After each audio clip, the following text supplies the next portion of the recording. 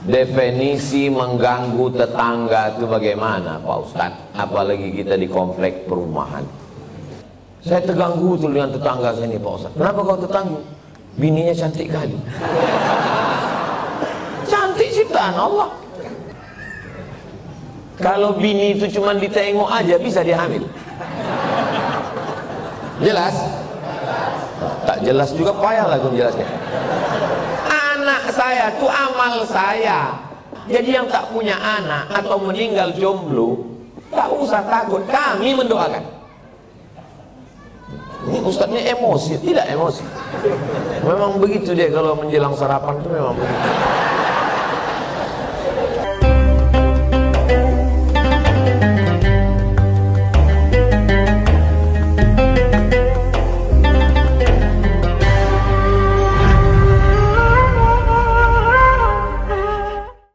Apakah boleh saya tak datang atau datang macam mana? Karena sampai kapan uang korupsi itu berakhir? Karena kekayaan dia bangun rumah peta itu uang korupsi. Nah, saya tahu dalam agama sedikit belajar dari Ustaz juga dalam kaset uang korupsi itu kapan habisnya? Jadi kalau saya tak datang bagaimana hukum saya? Anak saya kontak. Assalamualaikum warahmatullahi wabarakatuh. Waalaikumsalam warahmatullahi wabarakatuh. Misalnya saya punya keponakan. Keponakan saya ini kerja PNS. Dan saya tahu dia membuat markup proyek korupsi. Tapi di balik korupsi itu dia punya gaji tetap sebagai ASN tiap bulan golongan 3B, gaji pokoknya 3 juta. Tak mungkin menurut hitungan duit dia punya rumah besar, punya mobil. Tapi 3 juta itu tetap halal. Maka macam mana solusinya? Idza jitama'al halal wal haram fahullibal haram. Kalau bercampur antara yang halal dengan yang haram, yang menang itu yang halal apa yang haram? Yang haram yang menang. Ini ada air 1 tong, dijilat oleh anjing. Lidah anjing itu mungkin setetes. Air ini 1 tong, dibuang nih semua 1 tong ini. Fa'ahriku, kata Nabi, tumpahkan, dibasuh dengan 6 kali air suci biasa tambah 1 air tanah. Jadi kalau berjumpa yang halal dengan yang haram, yang menang bukan yang halal kecuali air yang lebih dari 2 kula. Tapi yang menang adalah yang haram. Nah, macam mana saya mau datang ke rumah dia, mau minum teh, makan lontong sayur, ketupek gulai paku? Maka karena keponakan ini udah macam anak, saya kasih tahu sama dia, kau jangan kau kerjakan yang haram ini, karena kau nanti masuk neraka jahanam. Hidup ini sementara, mati kau nanti tinggal rumah besar nih, tinggal semua. Tapi rupanya dia degil, dilawannya pula saya. Maka pas acara anaknya nikah diundangnya saya. Maka saya bilang, aku mau datang ke rumah kau kalau kau sediakan nasi bungkus yang kau beli dari gaji kau yang 3 juta. Kalau dari duit yang subuhat yang haram itu kau sediakan, aku tak datang. Kalaupun aku datang tapi jangan kau tersinggung, aku tak makan nanti. Kata dia, datanglah Wak. Dia manggil saya Wak. Kalau Wak tak datang, bagus, tak berkurang nasi aku. Gitu. Menjaga diri dari makan yang haram hukumnya wajib. Atib mata'amak, jaga makananmu, takun mustajabat dakwah, doamu akan dikabulkan Allah. Kulu, makanlah min thayyibat, yang halal, yang baik, jangan makan dari yang haram. Kalau udah tahu orang riba, rentenir, lintah darat, jangan bertamu lagi ke rumahnya. Kalau diundangnya Pak Ustaz, datang, tapi jangan makan. Mana bisa? Bisa. Saya setiap diundang di bank konvensional, berapa bank konvensional di Pekanbaru nih undang saya, datang saya tausiah. Dikasihnya air putih, tak saya minum. Dikasihnya saya kue kotak, tak saya makan. Disuruhnya bawa balik, bawa ya Pak, saya bawa. Pas di lampu merah, saya kasih sama orang lampu merah. Dikasihnya duit, saya ambil. Kasih orang duit, saya ambil. Di rumah saya buatkan 1 kotak khusus, kotak duit haram. Bertumpuk duit-duit dari orang bank konvensional. Habis itu kata Syekh Yusuf Qardawi, bunga bank dalam fatwa mu'asirah tak boleh dimakan, dibagikan untuk masalih ammah, kepentingan umum. Apalagi ini udah dekat, tak lama lagi datang duit haram, datangan duit haram ini biasanya datang 5 tahun sekali. Serangan fajar namanya. Kira-kira nanti kalau datang itu jamaah An-Najah mengambil atau tidak?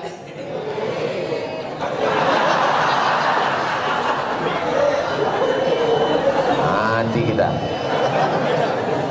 Saya dah yakin 100% orang An-Najah ini kalau ada yang membagi-bagi duit 50.000 tak akan mereka ambil.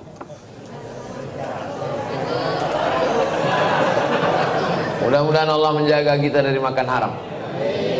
Bedakan antara marah karena Allah atau marah karena ulah. Kalau marah karena Allah, apalagi saudara, anak kemanakan, tak akan sakit hati dia kalau kita bercakap, nasihat. Aku tetap datang. Tapi jangan karena itu lalu putus silaturahim. Tetangga saya ini Pak Ustadz kerjanya riba, dikasihnya saya kue, ambil kuenya, jangan dimakan. Kemana saya serahkan? Terserah. Dibuang Pak Ustadz, jangan mubazir. Kasih ke fakir miskin, anak yatim. Tapi itu dimakannya juga. Itu namanya masalih ammah, kepentingan umum, bukan kepentingan pribadi. Jelas? Jelas. Patutlah Ustaz tak mau minum dari tadi. Inilah, nanti ini jamaah ini mudah dia ambil kesimpulan. Cuma saya bismillah.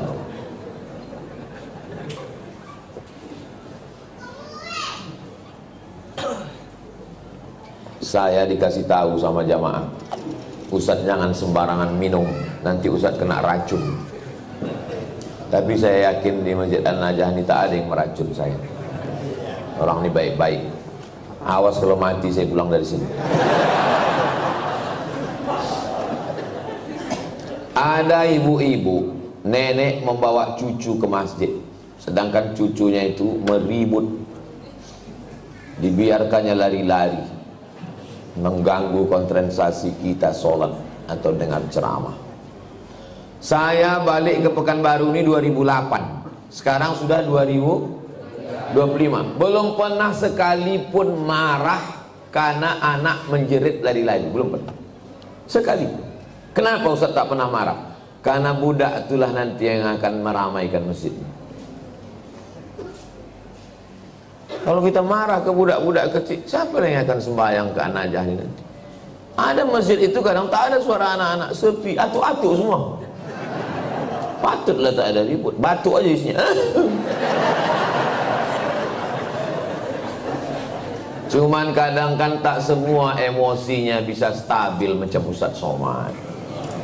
Makanya win-win solution, jalan tengah, macam yang dibuat di Masjid Agung An-Nur. Dulu Masjid Agung namanya, sekarang berubah Masjid Raya. Yang level provinsi Masjid Raya, yang level kabupaten kota Masjid Agung. Dulu Masjid Agung An-Nur itu, saya kan rutin jadwal di situ.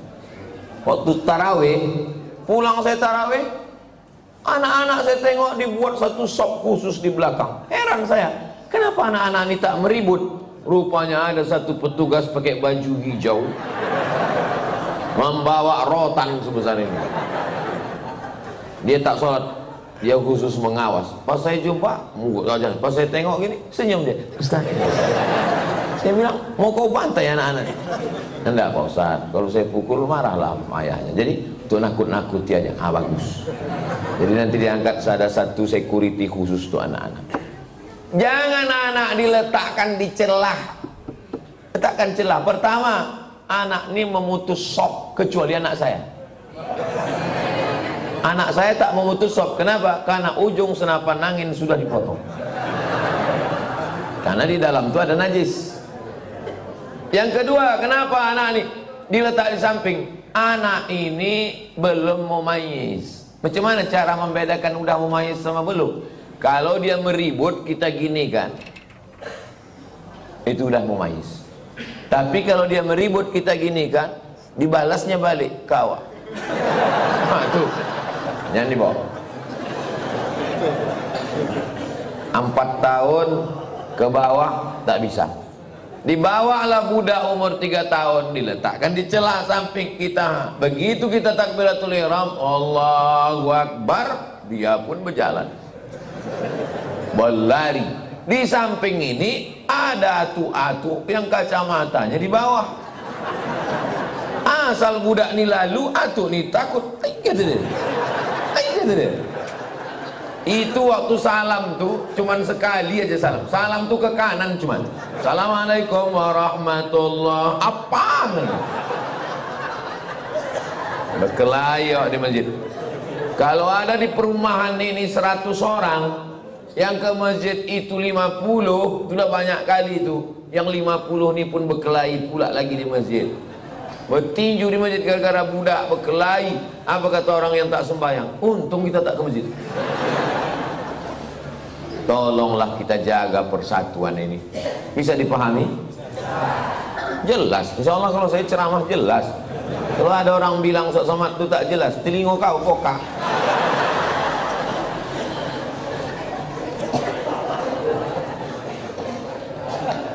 Bolehkah membaca Yasin di pemakaman, Pak Ustaz?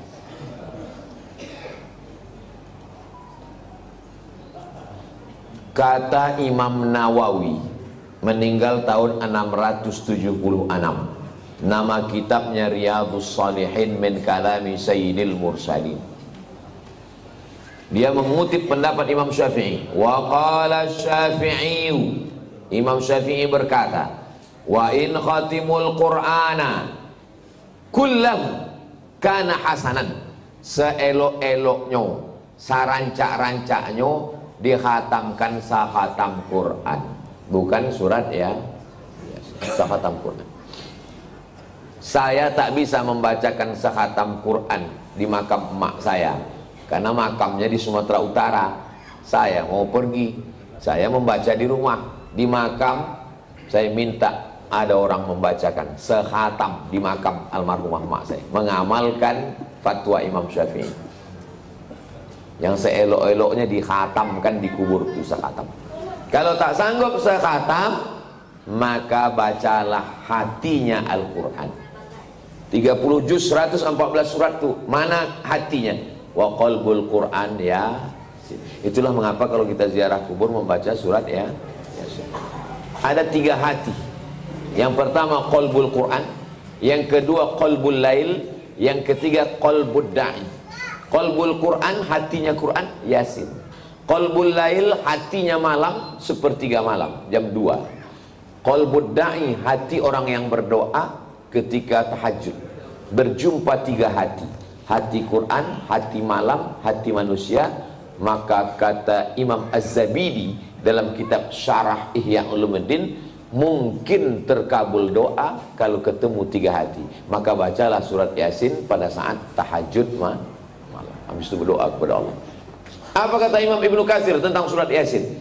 Ma quri'a fi amrin asirin illa yassarahullah. Kalau dibacakan kepada perkara yang sulit, yang susah, dimudahkan Allah. Maka kalau saya ziarah kubur, saya baca Yasin, Al-Fatihah, Qul huwallah 3 kali, Al-Falaq sekali, An-Nas sekali, pangkal Al-Baqarah sampai wa ulaika humul muflihun, ayat kursi, ujung Al-Baqarah lillahi mafis 3 ayat, habis itu tahlil afdalul dzikri fa'lam annahu la ilaha illallah, habis itu hadiahkan pahalanya. Ya Allah, sampaikanlah pahala bacaan nangku baco iko kepada almarhumah amak, almarhum ayah, atuk nenek, muslimin muslimat yang ada di makam ini. Allah maghfir lahum warhamhum sampai habis. Itulah yang saya ajarkan ke anak saya, ke keponakan saya. Saya kalau balik ke kampung ziarah, saya bawa anak keponakan, saya baca, saya kasih tahu. Aku membawa kau ke omak ayahku. Nanti kalau aku mati, buat pula macam yang ku buat ini. Bawa anak bini kau ke kubur aku. Paham?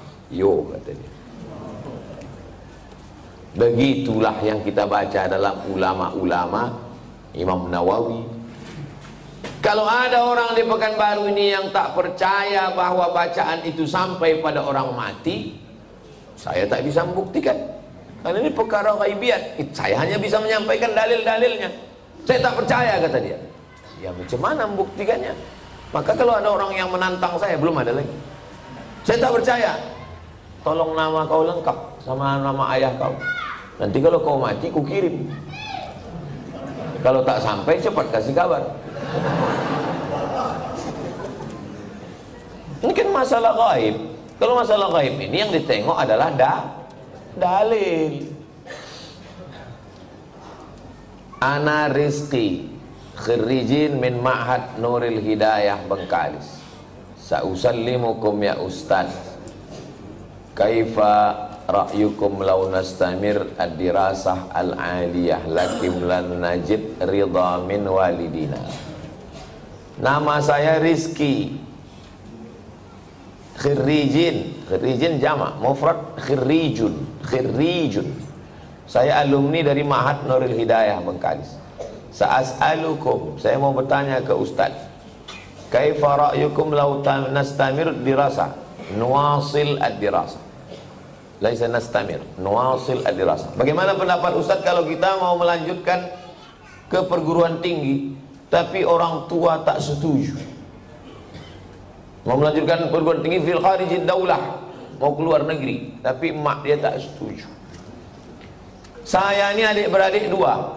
Saya anak pertama, adik saya berdua cuman. Laki-laki dua-duanya. Tak banyak anak emak saya.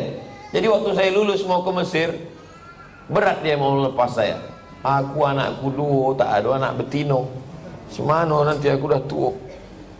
Datang uak saya, abang emak saya, menasehati dia. Harimau mati meninggalkan belang, gajah mati meninggalkan gading, manusia mati meninggalkan hutang. Harimau mati meninggalkan belang, gajah mati meninggalkan gading, manusia mati meninggalkan nama. Kalau kau tahan somat ini di celah ketiak, beginilah cuman dia.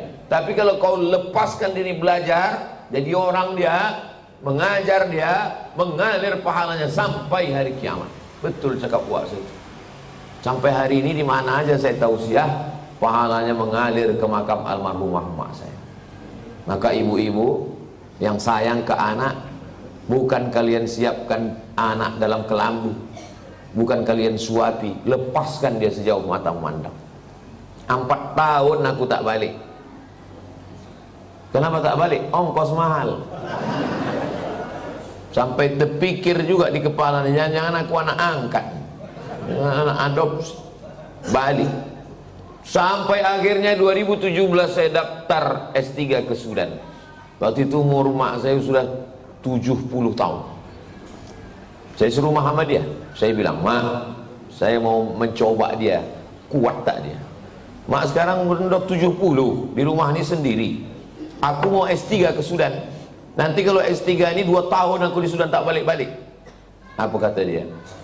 Pergi kau ke Sudan sampai doktor baru kau balik. Kalau aku mati, matilah, yang penting mengalir pahalanya. 70 tahun umur mak saya. Sampaikan video ini ke mak kau. Kalau tak mau juga dia nerima, tahu mak apa itu. Ibu kalau sayang sama anak, lepaskan dia sejauh mata mandang. Nanti dia akan balik pulang. Setelah saya punya anak, baru saya tanya, mak, berat rupanya berpisah sama anak. Oh iya. Macam mana mak dulu bisa berpisah sama aku 4 tahun? Asal udah dekat bulan puasa, air raya, ku carilah budak-budak yang hitam macam kau. Ku bolikan baju, ku undang ke rumah, ku kasih makan. Hilang rinduku ke kau. Begitu rupanya cara dia. Kadang-kadang sedang mencuci di dapur, ku dengar suara kau main bau. Oh mak, bukan tanggung melepaskan anak itu. Sedang mencuci, didengarnya suara saya itu memanggil. Jadi ibu, lepaskanlah anak sejauh mata pandang. Biarkan dia belajar jauh. Nanti dia akan balik berbakti kepada ibu, insya Allah. Disenangkannya hati ibu. Dan kalian yang kuliah juga cita-cita tak usah banyak-banyak. Cita-cita satu aja, untuk menyenangkan orang tua. Saya dulu tak tahu mau jadi apa. Tak terpikir saya akan tabligh akbar, tak ada. Yang saya fokus adalah aku mesti kuliah S1, S2, S3 nanti kalau sudah dapat ku ijazah 3, ku bawa ijazah ini ke Malaysia, aku mau jadi dosen, sesudah aku dapat duit akan ku senangkan oma ayah. Itu cuma, tak banyak, tak lain. Maka tak pernah saya berdoa lebih, karena semua yang dikasih Allah lebih dari yang saya minta. Saya minta cuma S1, S2, S3, dikasihnya saya profesor. Saya cuma mau minta jadi dosen di Malaysia, sekarang di mana aja saya bisa mengajar. Diminta di Universitas Sabah, diminta di Universitas Malaysia, saya bilang, rektor, saya tak sanggup untuk mengajar per semester, saya mesti keliling. Saya datang 6 bulan sekali ya, 6 bulan sekali pun jadilah Pak Ustaz. Jadi setiap 6 bulan sekali saya datang kuliah.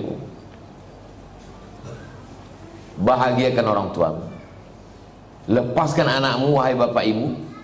Sejauh mata memandang di hari petang dia akan pulang, dia tahu di mana letak sarang. Mati kalian mengalir amal jariahnya insyaallah. Walaupun nampaknya jawaban ini untuk emak ayah dia, tapi video ini ditonton oleh ayah-ayah, emak-emak yang akan melepas anak. Karena pulang kami dari sini nanti, kami akan melepas 50 anak Riau yang akan berangkat ke Al-Azhar Kairo, Mesir. Seminggu yang lalu saya di Makassar melepas 50 anak Makassar yang akan berangkat ke Mesir. Orang tuanya saya nasihati, anak-anaknya juga saya nasihati, supaya orang tua melepas anak. Karena kalau kita tahan anak kita ini, siapa yang akan melanjutkan dakwah ini? Saya tak mau anak saya sekolah agama, nanti kurus macam Ustaz Somad. Saya ini kurus bukan tak makan. Kalau ada pejabat-pejabat itu dapat ikan yang paling mahal, namanya ikan Napoleon, 1 juta harga ikan. Ada bupati, ada kapolres, ada dandim, ada kepala dinas. Yang pertama kali menyuap ikan 1 juta itu siapa? Abdul Somad. Apa kata orang itu? Silakan Pak Ustaz. Dikasihlah ketam kepiting sebesar piring besar, disingkel.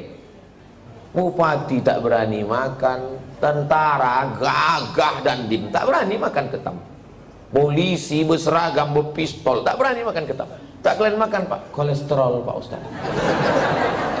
Saya makan ketam tuh habis, hidup saya sampai sekarang. Berani Ustaz makan, baca doanya Pak. Apa doanya? Bismillahilladzi la yadurru ma'asmihi syai'un fil ardi wala fis sama. Ku sebut nama Allah, tak ada yang bisa memudaratkan baik di bumi maupun di langit.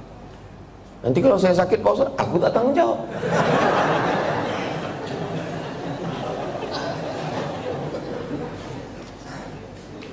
Definisi mengganggu tetangga itu bagaimana Pak Ustaz? Apalagi kita di komplek perumahan. Mengganggu menurut syariat Islam, bukan mengganggu menurut perasaan. Kalau menurut perasaan, perasaan ini lain orang, lain kepala, lain orang, lain hatinya. Saya terganggu betul dengan tetangga saya ini Pak Ustaz. Kenapa kau terganggu? Bininya cantik kali. Cantik ciptaan Allah. Jadi yang maksud mengganggu itu adalah kalau bertentangan dengan syariat Islam. Saya terganggu dengan tetangga saya ini Pak Ustaz. Kenapa? Melihara anjing dia Pak Ustaz. Oh, dalam Islam melihara anjing hanya boleh untuk menjaga kebun dari pencuri. Tempat kita aman, rumah rapat, maka tak ada alasan. Maka kita lapor ke RT RW, musyawarah, dudukkan bersama. Kadang jamaah ini mau mengambil hukuman segera, saya racun aja lah Pak Ustaz. Dipasang racun, rupanya anjing itu tak makan, ini makan kucing awak mati kucing.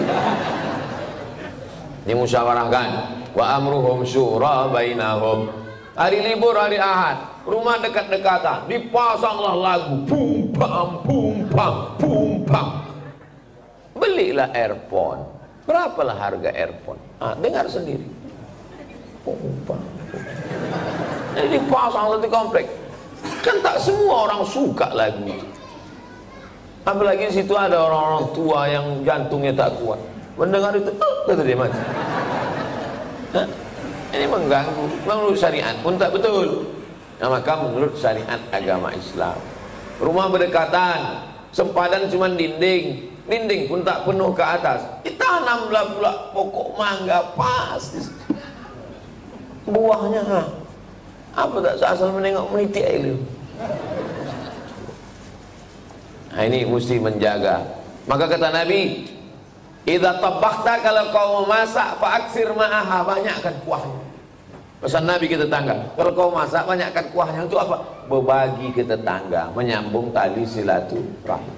Kata almarhumah mak saya dulu, kalau tak menjulur labu, tak menjulur kundur. Ini pokok labu, ini pokok kundur, sama-sama ditanam. Menjulur itu maksudnya keluar pucuknya. Keluar pucuk labu, keluarlah pucuk kundur. Kalau tak keluar pucuk labu, tak keluar pucuk kundur. Apa maksudnya? Kalau tak kedatang makanan kita, tak datang pula makanan orang. Halus pepatah orang, bagikan makan. Kata Nabi kuah, tapi yang pula gara-gara ceramah nih kuah aja. Dulu sebelum Ustaz datang berbagi ayam kami, sesudah Ustaz kuah aja lagi. Gara-gara Ustaz Somad. Nah, tahadu tahabu, saling berbagi hadiahlah kamu, maka kamu akan berkasih sayang. Malam Jumat jumpa wirid Yasin. Dulu begitu orang jumpa, sekarang udah tak ada lagi jumpa. Jumpa pun di acara pesta nikah, walimah, udah tak bisa bertanya lagi. Dulu kau tanya, siapa menantu kau ni? Macam-macam mirip. Ini anak Pak Fulan. Oh, dah kek mana juga, mau balancik-lancian nih rumahnya Jawa. Sekarang tak bisa lagi ngobrol. Pas ditanya, itu anak siapa? Apa? Anak siapa? Oh, suara musik. Bum bam, bum bam, bum bam. Tak ada lagi silaturahim. Pas ditanya, itu menantu kau? Apa? Tak ada lagi silaturahim. La salam wala kalam. Alhamdulillah, Masjid An-Najah ini tempat kita bersilaturahim. Datang ke masjid, buat wirid Yasin malam Jumat, baca Yasin habis maghrib, habis itu habis isya acara makan bersama. Tak ada duit, kumpul iuran. Di Malaysia itu setiap masjid itu ada dapurnya. Saya perhatikan, setiap masjid ada dapurnya, ada dandang besar dan bisa masak. Tidak usah masak yang repot-repot, masak nasi minyak, nasi mandi. Karena ayam nyembur satu situ kumpul makan bersama. Di Malaysia itu ceramahnya tak terlalu banyak. Ceramah sedikit aja, makan yang lama. Tempat kita ceramahnya panjang. Habis selesai keluar mie kecil-kecil. Di tempat lain. Kalau di An-Najah ini tak tahu kita. Kita tengoklah.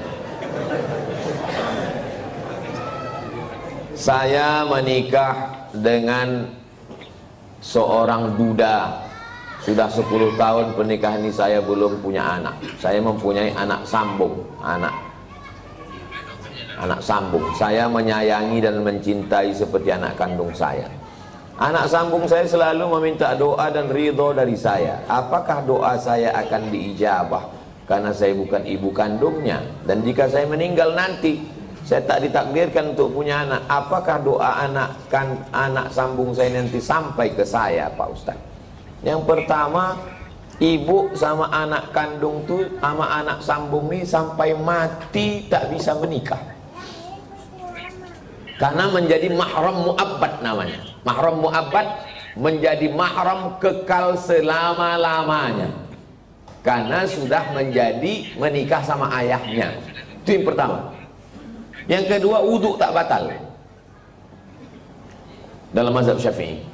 Yang ketiga, seandainya saya lewat di kuburan di depan Hotel Mutiara Merdeka dekat Leton, saya mau pergi nih, lewat kuburan itu saya baca doa, Assalamualaikum ya ala diyar minal mu'minin wa inna insyaallah bikum lahiqun yarhamullahu mustaqdimina wal mustakhirin nas'alullah wa nakumul afiyah Allahumma fir lahum warhamhum. Doa saya sampai apa tak sampai? Doa saya sampai apa tak sampai? Sampai. Padahal saya tak kenal sama orang itu. Sampai doa. Apalagi anak sambung. Kenapa ragu doa tak sampai? Oh, jadi doa sampai Pak Ustaz? Sampai. Lalu apa makna dalam hadis itu? Waladun solihun. Maksudnya amal saya kepada orang mati itu sampai. Bukan tak sampai. Amal kita ini semua kepada orang mati sampai. Kalau tak sampai amal kita kepada orang mati, tak ada sholat jenazah. Sholat jenazah itu amal orang hidup apa orang mati? Orang hidup untuk orang mati. Jadi kalau ada orang mengatakan amal orang hidup tak sampai kepada orang mati. Nanti pas dia mati, jangan sembahyang kan? Bisik kan, kau dulu bilang tak sampai kan? Tak sampai kau. Amal orang hidup ini sampai ke orang mati. Terus Pak Ustadz itu katanya anak yang soleh. Masih fokus nih, masih fokus. Ini Abdul Somad. Abdul Somad ini kalau mati amalnya kan putus semua kan? Putus kan? Masih bisa dia ceramah? Putus. Masih bisa dia sholat sunat Isra? Tapi ada 3 amalnya yang dulu tak putus. Yang pertama, shadaqatun jariyah. Disumbangkannya 2 sak semen ke Masjid An-Najah. Putus atau tak putus? Tak putus. Karena setiap hari orang sholat mengalir ke dia. Itu kan amal dia dulu. Yang kedua, ilmun yuntafa'u bih. Ceramah dia di Masjid An-Najah. Ceramahnya itu dulu atau sekarang? Dulu. Habis mati tetap mengalir, diamalkan oleh jamaah. Yang ketiga, anaknya. Anaknya itu kan amal dia itu. Yang ketiga, inilah orang bingung. Anaknya kok amal dia, Pak Ustadz? Kalau bini itu cuma ditengok aja bisa dia hamil. Jelas? Tak jelas juga payahlah aku menjelaskan. Anak saya tuh amal saya. Amal saya. Jadi hadis itu bukan bercerita hanya doa anak saja yang sampai. Hadis itu mau menceritakan amal-amal dulu tetap mengalir sesudah salah satunya anak. Jadi yang tak punya anak atau meninggal jomblo tak usah takut, kami mendoakan. Ini Ustadz ini emosi, tidak emosi. Memang begitu dia kalau menjelang sarapan tuh memang begitu.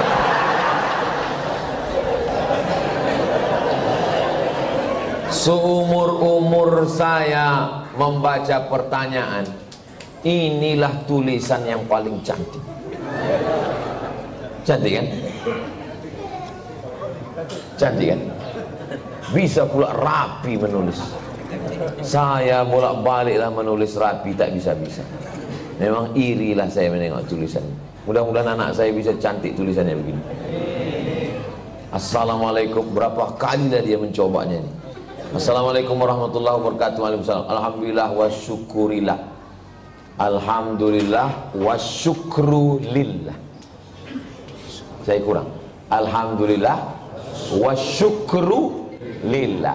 Alhamdulillah wa syukru lillah.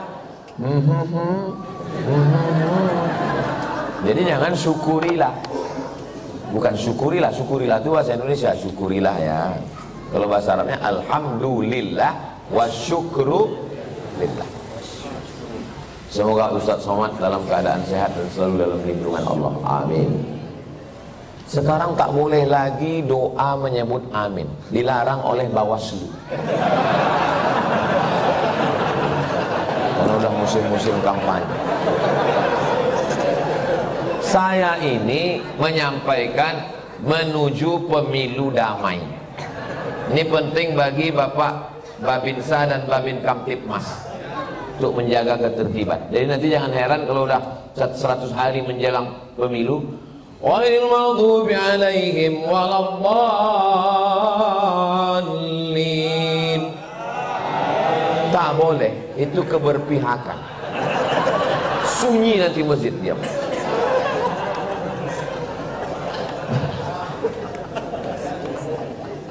Saya mau bertanya Pak Ustadz, kiat-kiat agar ikhlas menerima ketetapan takdir Allah dan tetap berprasangka baik kepada Allah. Mohon doanya Ustadz untuk seluruh istri pejuang garis 2. Pejuang garis 2 itu maksudnya yang belum hamil. Kalau udah dipakainya tes spek itu kan 2. Ini penjelasan bagi yang belum berbini. Yang udah berbini pun tak paham juga. Bagaimana cara kita biar supaya rela menerima takdir Allah? Saya kalau datang bertamu ke rumah jamaah, Assalamualaikum Pak. Waalaikumsalam. Ustadz Somad, tolong doakan mak saya Pak Ustadz. Maknya di mana Pak? maknya di dapur, duduklah mak tuh di kursi. Berapa umur mak? 80. Belum bisa saya menerima, karena mak saya meninggal umur 70. Dalam hati saya tetap, kok hidup mak dia, kok mati mak aku? Kok tak sempat makku ku bawa jalan-jalan ke Brunei, ke Malaysia? Kok tak sempat ku senangkan dia? Tak bisa hati saya menerima. Macam mana saya mau menceramahi jamaah? Marilah kita sabar menerima takdir Allah. Saya aja tak sabar. Tapi cara Allah menghibur saya, habis saya tausiah datang ibu-ibu. Ustaz, tolong doakan keponakan saya. Keponakan ibu ini kenapa? Ayahnya meninggal, emaknya meninggal, dia hidup sebatang kara. Anak SD kelas 2. Oh, aku sempat aku serumah 11 tahun sama emakku.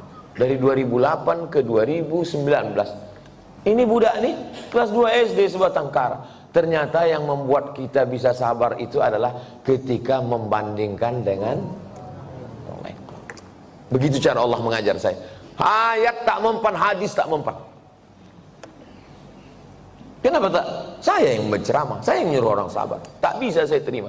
Tapi begitu dijumpakan Allah, oh rupanya.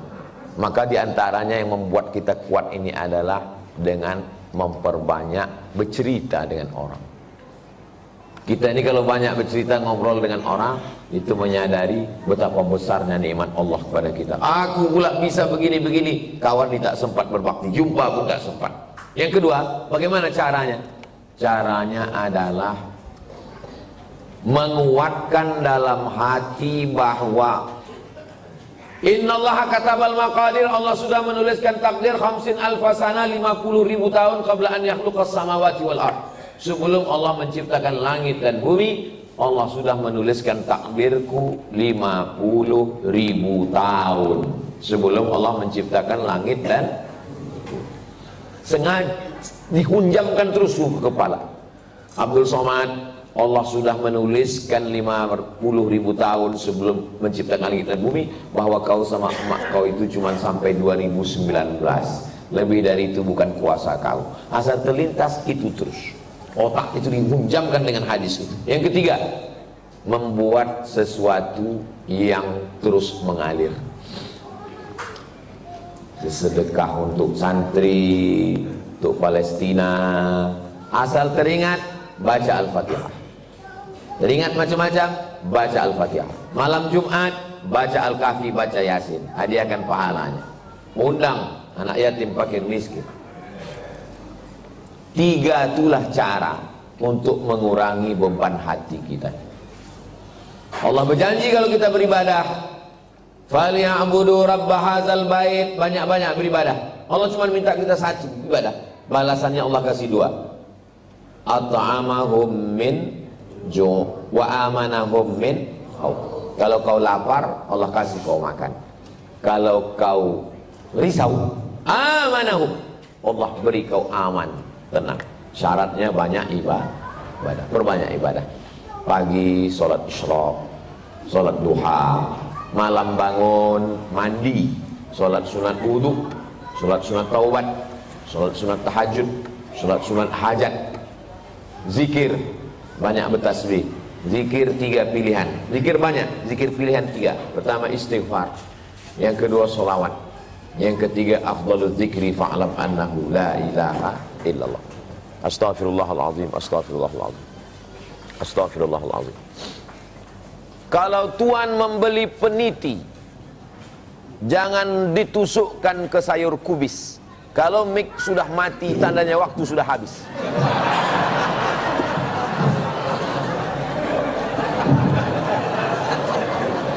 Kalau tuan membeli peniti, jangan dicucukkan ke sayur kubis. Kalau mik sudah mati-mati, tanda waktu sudah habis. Di akhir majelis mari kita sama berdoa kepada Allah supaya Allah menjadikan hati kita ini ridha menerima takdir Allah SWT. Tapi usaha tak pernah berhenti. Yang belum berjodoh terus berusaha, mudah-mudahan dapat jodohnya. Yang belum garis 2 terus berusaha, makan toge, makan kacang-kacang, makan sayur, berdoa. Nabi Ibrahim alaihissalam baru lahir anak Ismail umur 86 tahun. 86 tahun baru dapat anak Ismail. Istrinya yang diponis mandul namanya Sarah, rupanya mengandung setelah Ismail umur 13 tahun. Waktu itu umur Nabi Ibrahim 99 tahun. Akhirnya punya anak. Waktu anak itu lahir, tersenyum Nabi Ibrahim. Karena udah diponis orang istrinya mandul takkan punya anak, senyum dia. Senyum itu bahasa Yahudinya Yitzhak, bahasa Arabnya Yithak. Maka dikasihnya nama anak itu Ishak. Ishak itu artinya tersenyum bahagia. Saking kan lucunya cara Allah ingin menguji seorang hamba. Tak ada yang sulit. Innama amruhu iza arada syai'an ayaqula lahu kun. Tak ada yang sulit bagi Allah. Allah cuma ingin menengok air matamu tumpah di tengah malam.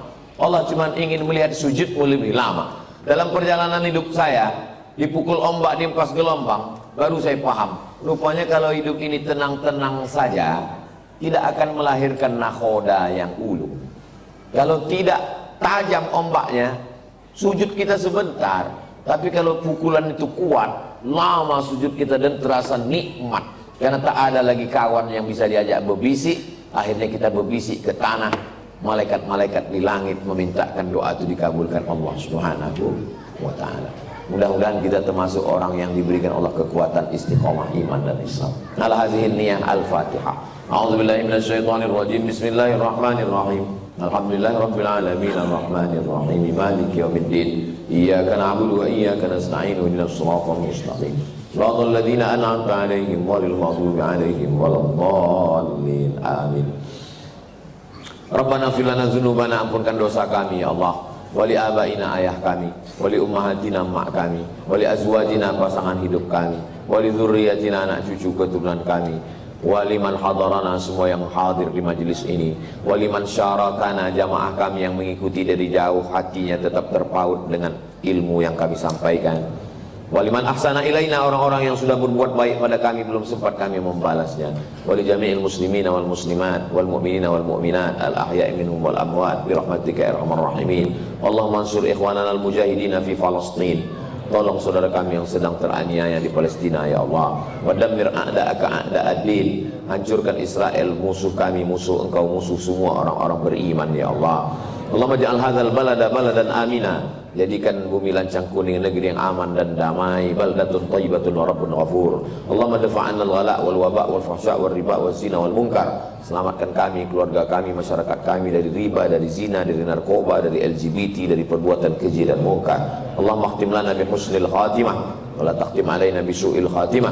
Rabbana hab lana minas shalihin, jadikan anak kami anak-anak yang soleh dan solehah. Rabbana hab lana min azwajina wa dhurriyyatina qurrata a'yun waj'alna lil muttaqina imama. Allahumma la tadharhum fardan wa anta khairul warithin. Janganlah engkau biarkan mereka hidup sendirian. Berikanlah mereka pasangan dan keturunan yang baik-baik ya Allah. Wafiqna lima tuhibbuhu wa tardah. Tanamkan taufikmu dalam hati kami supaya kami beramal dengan amal yang kau ridhai ya Allah. Allahumma jma'na ma'al habibil mustafa. Sebagaimana engkau satukan kami di Masjid An-Najah subuh ini, satukan pula kami nanti di surga Jannatul Firdaus bersama Nabi Muhammad sallallahu alaihi wasallam. Rabbana atina fid dunya hasanah wa fil akhirati hasanah wa qina adzabannar. Sallallahu ala sayyidina Muhammad wa ala alihi wa sahbihi wasallam. Walhamdulillahi rabbil alamin. Taqabbalallahu minkum minna wa minkum taqabbal ya karim. Terima kasih, mohon maaf. Wassalamualaikum warahmatullahi wabarakatuh.